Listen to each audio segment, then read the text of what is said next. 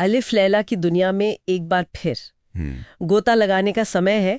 पिछली बार हम अमात्य की कहानी पर बात कर रहे थे जी। और कहानी एक बहुत ही दुखद मोड़ पर थी। हाँ, जहां वो निर्दोष अमात्य मारा जाता है और फिर शहरजाद ने बादशाह शहरयार को यूनानी बादशाह और हकीम दुबा का किस्सा सुनाना शुरू किया था। बिल्कुल।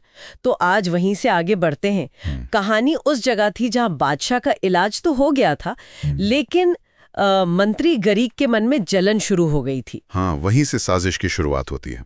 मंत्री गरीक बादशाह के पास जाता है और हकीम दुबा के खिलाफ उसके कान भरना शुरू कर देता है। और कहता क्या है, मतलब कैसे भड़काता है? वो कहता है कि ये हकीम असल में दुश्मन का भेजा हुआ जासूस है और ये जो इलाज हुआ है ना, ये तो बस एक छलावा है। अच्छा, छलावा। हाँ, उसका असली प्लान तो बादशाह को धीरे धीरे असर करने वाले किसी जहर से मारना है। वो कहता है कि अभी तो रोग ठीक लग रहा है, पर बाद में दवा का बुरा असर होगा और जान भी जा सकती है। ओहो, ये तो बहुत मतलब शातिर चाल थी।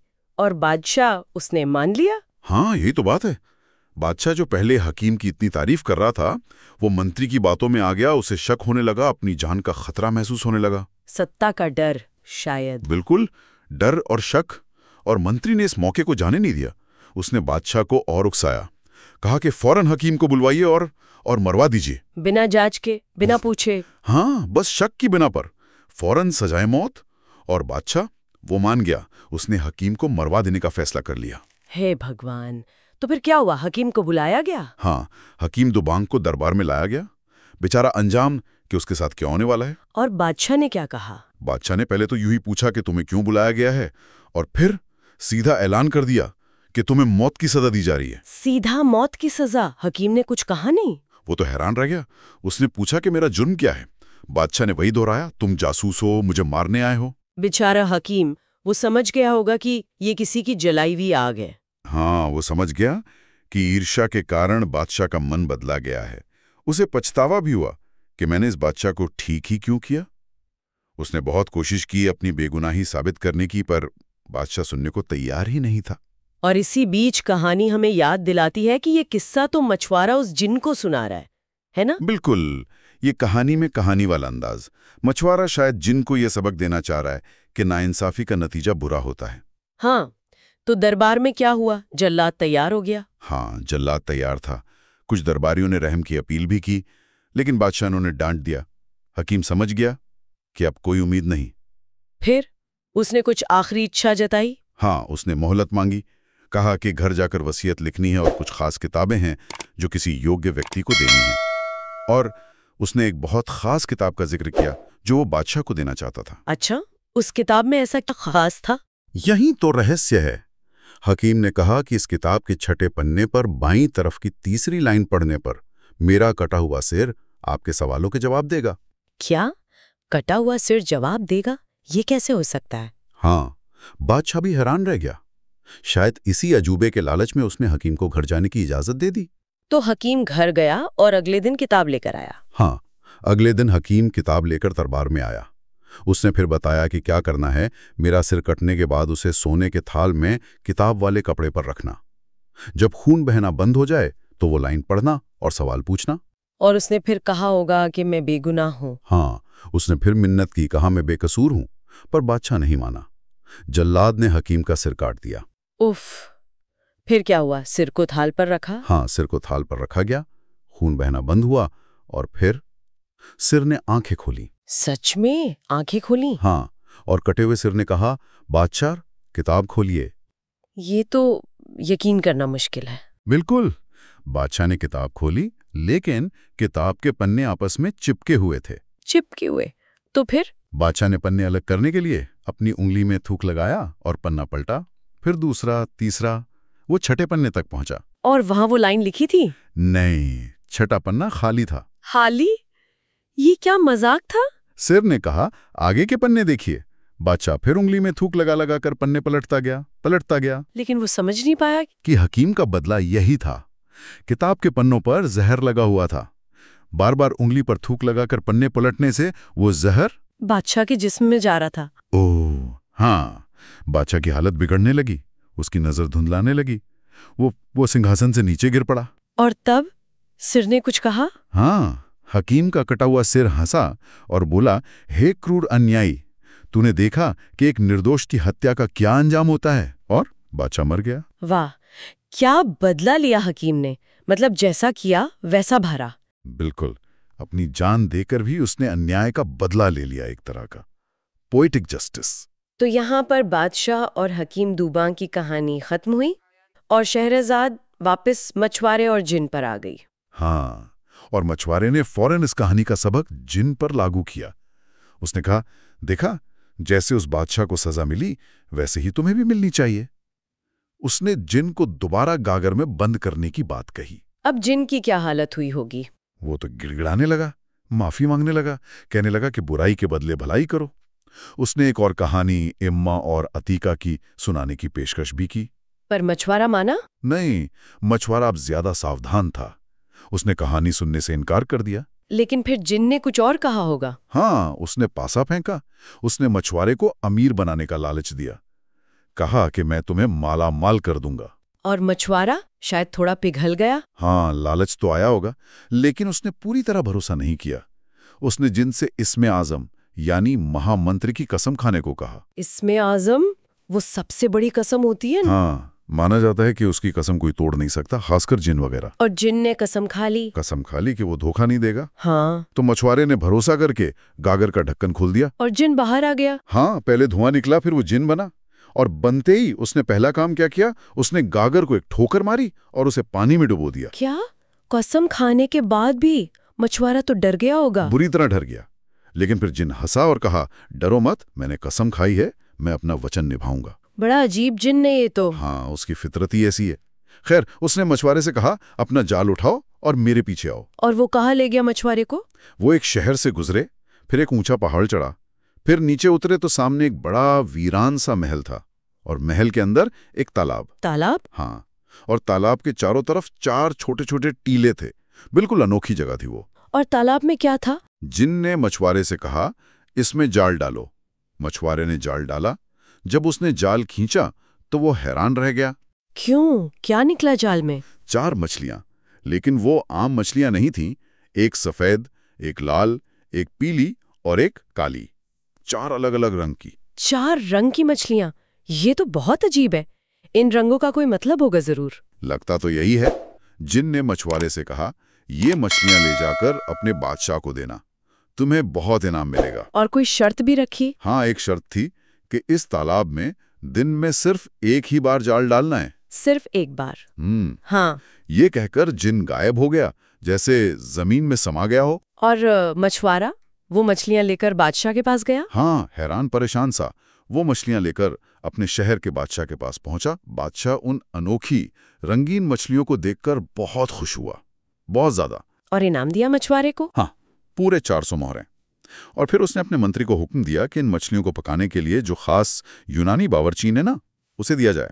अच्छा, वो खास बावर्चीन क्यों? शायद इसलिए कि वो बहुत माहिर थी खाना पकाने में, या शायद कहानी में आगे जो अजीब घटना होनी थी उसके लिए ये जरूरी था। तो अब कहानी बावर्चीन पर आ गई।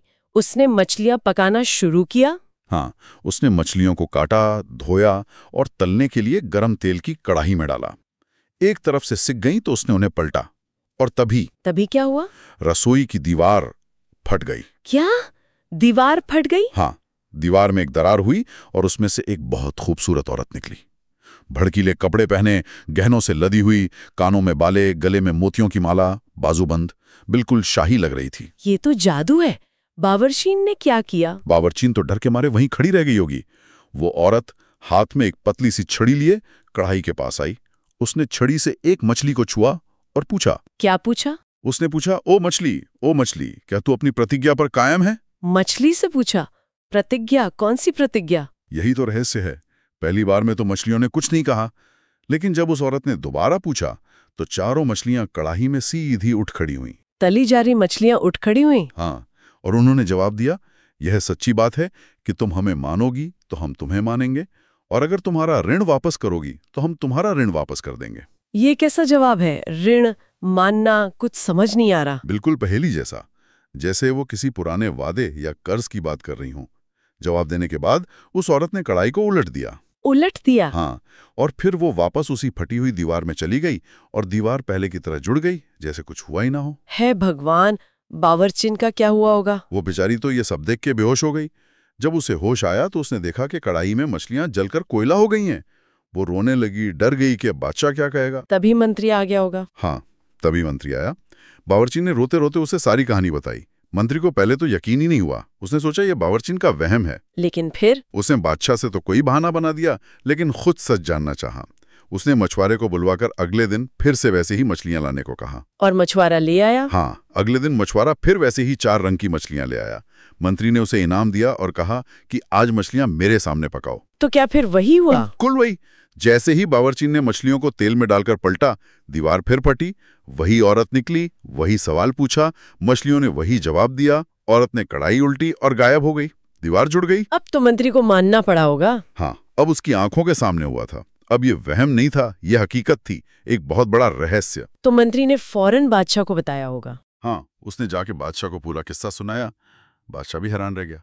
उसने कहा, ये तो बहुत अजीब बात है, मैं खुद अपनी आंखों से देखूंगा। तो उसने फिर मछुआरे को बुलाया। हाँ, तीसरे दिन फिर मछलियां मंगवाई। इस बार बादशाह ने उसे और बड़ा इनाम दिया, 400 अशर्फियां। अशर्फियां? मतलब बादशाह इस रहस्य को जानने के लिए बहुत उत्सुक था। बहुत ज्यादा। उसने मंत्री से कहा, आज तुम खुद मछलियां पकाओ। और बावर्ची खाना अंदर से बंद कर लिया गया। बादशाह, मंत्री और शायद एक आध खास मुलाजिम ही अंदर थे। और मंत्री ने मछलियां पकाना शुरू किया। हाँ, उसने मछलियां तेल में डाली। जैसे ही एक तरफ से सिकने पर उसने पलटा, दीवार फिर फटी। इस बार भी वही औरत निकली? नहीं, इस बार एक हबशी निकला। हबशी मतलब? हाँ, एक अफ्रीकी जैसा दिखने वाला आदमी, गुलामों जैसे कपड़े पहने हुए, और उसके हाथ में इस बार एक हरी छड़ी थी। ये तो और भी उलझ गया। उसने क्या किया? उसने बहुत कठोर आवाज में पूछा, मछलियों, मछलियों, क्या तुम अपने वचन पर अब भी स्थिर हो? सवाल थोड़ा अलग था। हाँ, पर मछलियों ने जवाब वही दिया। हाँ, तुम हमें मानोगे तो हम तुम्हें मानेंगे, तुम ऋण वापस करोगे तो हम भी करेंगे। और फिर हबशी ने कढ़ाई उल्टर दी और दीवार में वापस समा गया। दीवार फिर जुड़ गई। अब तो बादशाह को पूरा यकीन हो गया होगा कि ये कोई मामूली मछलियां नहीं हैं। बिल्कुल, उसने मान लिया कि ये मछलियां असाधारण हैं और इस सारे रहस्य को जानना ही होगा। उसकी उत्सुकता अब चरम पर थी। तो उसने मछुआरे को बुलाया? हाँ, मछुआरे को बुलाया और पूछा, ये तालाब कहाँ है? मछुआरे ने बताया कि 4 टीलों वाला तालाब यहाँ से बस 3 घड़ी की दूरी पर है। और मंत्री? उसे पता था इस तालाब के बारे में? नहीं, मंत्री भी हैरान था कि इतनी पास ऐसी कोई जगह है और उसे पता तक नहीं। ये बात और रहस्यमयी थी। तो बादशाह ने क्या किया? बादशाह ने फौरन हुक्म दिया। वो अपने दरबारियों और रक्षकों के साथ मछुआरे को लेकर उसी वक्त तालाब की तरफ चल पड़ा। और वो पहुंच गए तालाब पर? हाँ, वो पहाड़ चढ़े, एक ऐसा घना जंगल पार किया जो उन्होंने पहले कभी नहीं देखा था, और आखिरकार उस तालाब के किनारे पहुंचे। पानी बिल्कुल साफ था और उसमें अनगिनत वैसी ही रंगीन मछलियां तैर रही थीं। सब हैरान रह गए होंगे। हाँ, बादशाह भी, दरबारी भी, सबने कहा कि हमने ये जगह आज तक नहीं देखी। बादशाह ने फैसला किया कि जब तक इस रहस्य का पता नहीं चलता वो यहीं डेरा डालेगा। लेकिन रहस्य का पता कैसे लगा था? रात हुई तो बादशाह ने चुपके से अपने मंत्री को बुलाया। उसने कहा कि मैं अकेले जाकर इस राज का पता लगाऊंगा। अकेले? ये तो खतरनाक हो सकता था। हाँ, मंत्री ने मना भी किया, खतरे का हवाला दिया, लेकिन बादशाह नहीं माना। उसने कहा, तुम सुबह दरबारियों से कहना कि बादशाह की तबीयत ठीक नहीं और उन्हें वापस भेज देना। तुम यहीं रुककर मेरा इंतजार करना। और वो चला गया? हाँ, उसने एक आम सिपाही जैसे कपड़े पहने, तलवार ली और रात के अंधेरे में अकेले ही निकल पड़ा। कहाँ गया वो? वो उसी पहाड़ पर चढ़ा, जंगल पार किया। सुबह होने वाली थी जब उसे दूर एक बहुत खूबसूरत महल दिखाई दिया। महल? उस वीराने में? हाँ। काले पत्थरों का बना हुआ, जिस पर इस्पात के चमकते हुए पत्थर जड़े थे। बहुत शानदार लग रहा था। तो वो महल में गया? हाँ, दरवाजा खुला हुआ था। उसने तहजीब से आवाज दी, ताली बजाई, दरवाजा खटखटाया, पर कोई जवाब नहीं आया। तो वो अंदर चला गया।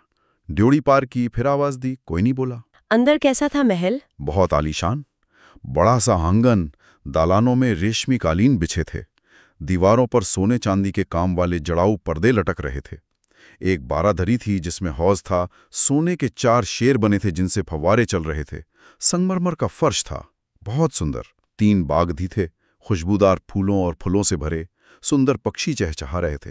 लेकिन बागों के ऊपर जाल लगा हुआ था और महल में कोई इंसान नहीं था, बिल्कुल वीरान। ये तो बहुत अजीब है, इतनी खूबसूरती और वीरानी एक साथ। हाँ, बादशाह घूमते घूमते थक गया और एक कमरे में बैठकर बाग को देखने लगा। तभी उसे किसी के रोने की आवाज सुनाई दी। कोई बहुत दुख में कराह रहा था, अपना नसीब कोस रहा था। आखिरकार कोई मिला? हाँ, बादशाह उस आवाज की तरफ गया। एक पर्दा हटाकर देखा तो अंदर एक नौजवान बैठा था, सिंहासन जैसी ऊंची जगह पर, शाही कपड़े पहने और फूट फूट कर रो रहा था। नौजवान, तुम महल वीरान नहीं था? पूरी तरह नहीं। बादशाह ने उसे सलाम किया। नौजवान ने रोते हुए ही जवाब दिया और माफी मांगी कि वो उठ के इस्तकबाल नहीं कर सकता। उठ क्यों नहीं सकता था? यही सवाल बादशाह के मन में भी आया। उसने नौजवान से उसके दुख का कारण पूछा, इस महल की वीरानी के बारे में पूछा और उस तालाब और रंगीन मछलियों के बारे में भी पूछा। और नौजवान ने क्या बताया? वो और जोर जोर से रोने लगा। फिर उसने कहा, आप मेरा हाल देखना चाहते हैं? और उसने अपने ऊपर से कपड़ा हटाया। और बादशाह ने क्या देखा? बादशाह जो देखकर सन रह गया। वो नौजवान नाभि से ऊपर तो बिल्कुल ठीक इंसान था, लेकिन नाभि से नीचे का उसका पूरा जिस्म काले पत्थर का बन चुका था। क्या? आधा इंसान आधा पत्थर? हाँ, बादशाह तो हक्का बक्का रह गया। उसे यकीन हो गया कि इस तालाब और उन रंगीन मछलियों का राज जरूर इसी नौजवान से जुड़ा है।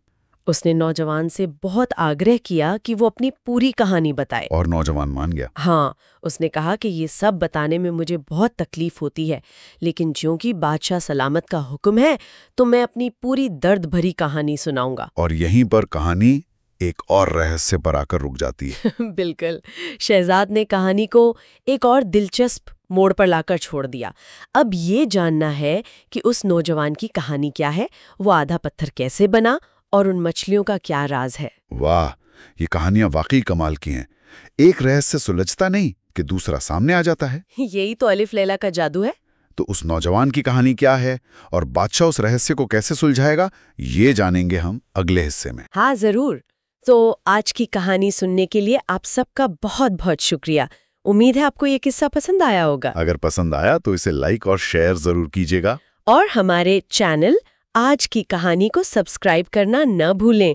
हाँ, और वो जो घंटी का निशान है ना, बेल आइकॉन, उसे भी दबा दें ताकि अगली कहानी आते ही आपको फौरन पता चल जाए। मिलते हैं बहुत जल्द इसी कहानी के अगले और भी रोमांचक हिस्से के साथ।